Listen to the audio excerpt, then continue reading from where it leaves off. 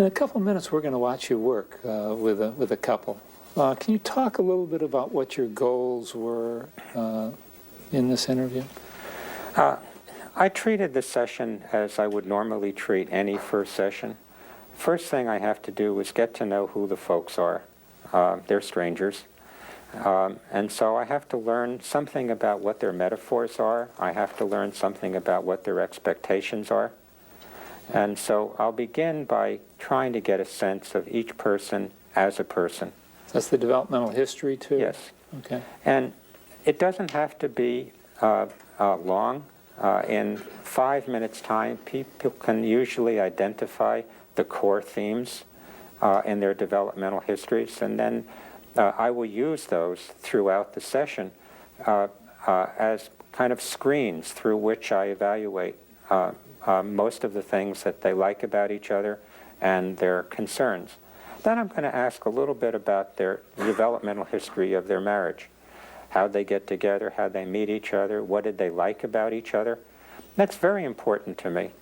I believe that there are some marriages, sometimes people marry for the wrong reasons. They marry to solve problems. They don't marry because they choose each other. Those are marriages that are often very difficult to resurrect.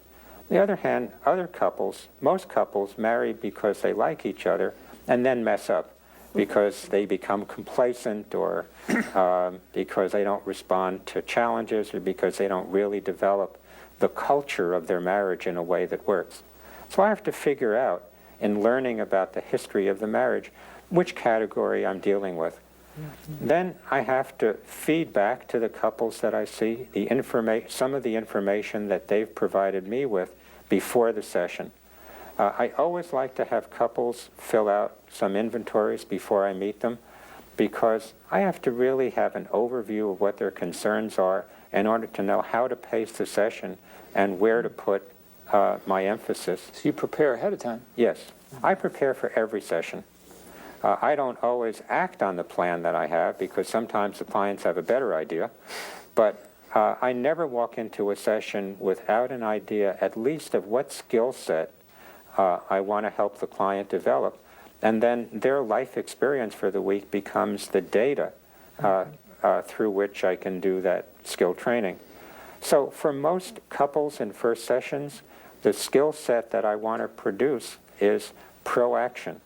I want to help each person learn that they have responsibility for influencing the kind of emotions that they have by controlling their behavior. So with the couple that we're going to see, I had to overcome their despair.